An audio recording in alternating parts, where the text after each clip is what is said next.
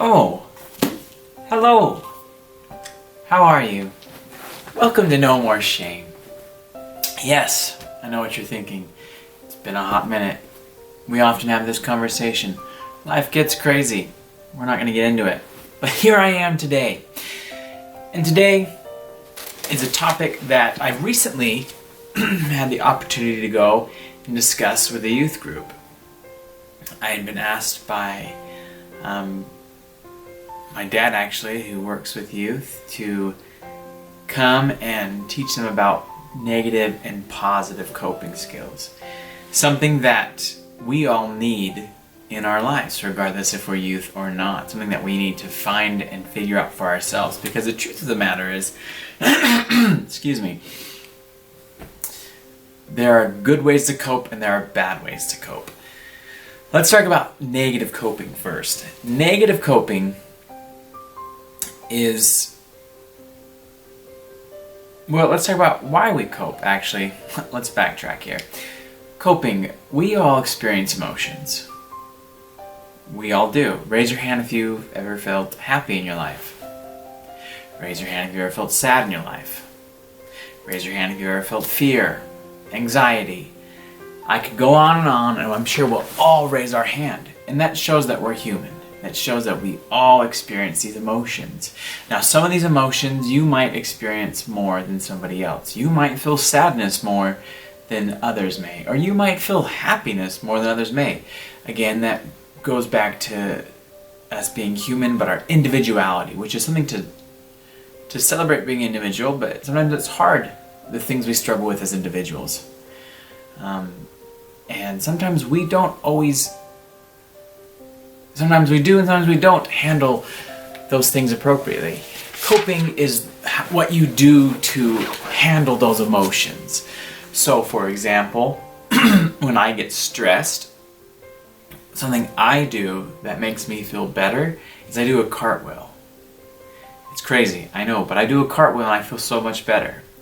Another thing I like to do when I get stressed is I pull a Kevin Bacon. I will turn up some music and I'll just punch dance. Sometimes in a warehouse, back when I worked in them, I just like to get out that emotion. Just let it, you gotta find something to do.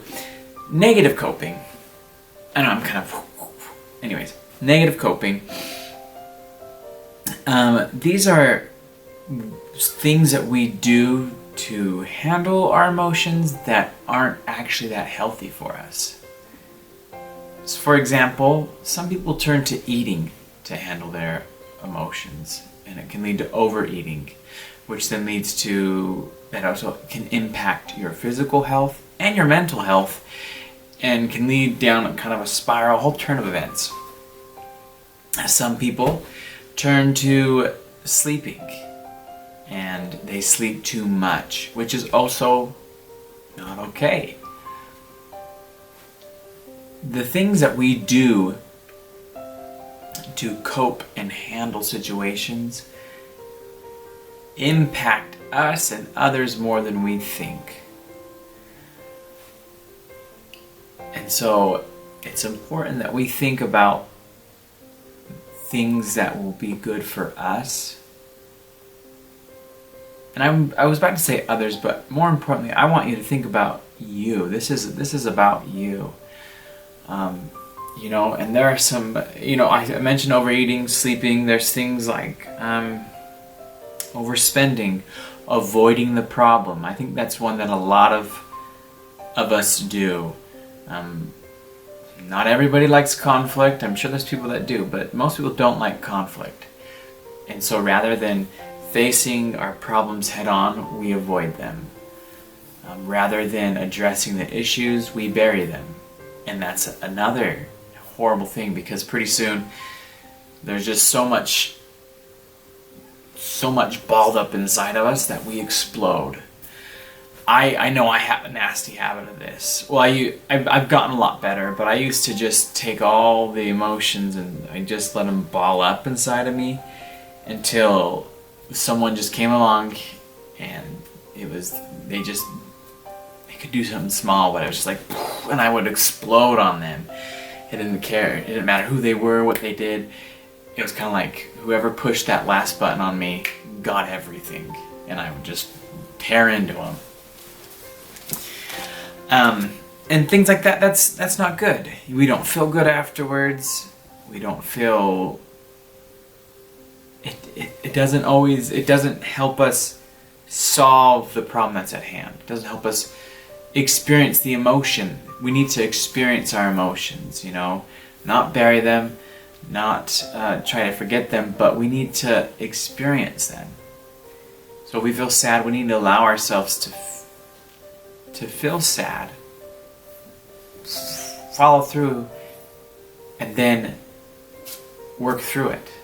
That's how we overcome some of these emotions we don't feel good about. Is we got to work through it.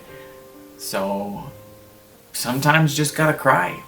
You just gotta cry to get it all out, and then move forward. Look at a solution. So negative coping. There's a lot of things out there, a lot of bad ways, and I do want to address suicide. And if this is something that you're going through, there are suicide hotlines. If you don't feel like there's anyone you can talk to, there are suicide hotlines that you can call, that they will talk to you, that they will help you feel better. And I highly recommend this. If you feel thoughts of suicide, if you have thoughts of suicide or feeling suicidal, please reach out to somebody that you do trust, that someone that's going to be able to take immediate action and help you. And if somebody does reach out to you about suicide, don't freak out. I know it's scary, but they're in a place that they may not be understanding their emotions, and if you freak out, that's just gonna shut them down. So, you know, suicide, it's a very serious thing, and it's, you know, a lot of people struggle with it. So if you're in that place, seek out help. Look up the suicide hotline number. Talk to a trusted adult, a friend, someone that you know is going to help you and take care of you. Now I want to jump into some positive coping styles. Really, there are an abundance of ways that we can positively cope. Some ways that are more kind of like if I were to go sit down with someone like a therapist, some ways that you might be told or might be suggested would be caring for yourself. You know, taking the time to get ready for the day, taking time for you. That's a great way to cope, because you need to make sure that you're okay. All throughout the social work program at school, something I was very much taught was you can't take care of others if you're not taking care of you. So you got to make sure that you're taking care of yourself. So treat yourself. Go get a massage. Go out to a movie. Do what you like, but treat you. Treat yourself. Some other ways, find a hobby. If you like mountain biking, make sure that you're setting time once a week to go do that. If you like reading, cooking, whatever it may be, find a hobby, something that allows you to relax, something that allows you to process emotions. I like walking, and that's exercise is on here, and walking is exercise. I do a lot of other exercise, but sometimes I just like to walk. I like to just walk and think through the things that are stressing me. There are so many ways that we can cope with what we feel. So many great ways. Dancing, reading, exercise, mindfulness. Mindfulness is great, something that we should actually all be practicing. Mindfulness is all about being within the moment. And I'm planning on making a whole video about mindfulness because it's a great tool. But find something that's good for you. You know, if you do something to help you cope that once you're done with it you still don't feel good, you need to switch it up. Find something that's going to make you feel good. And that's my piece of advice for you today. Remember that there are positive and negative ways to cope. There's positive and negative in most situations in our life. The negative isn't going to make you feel better.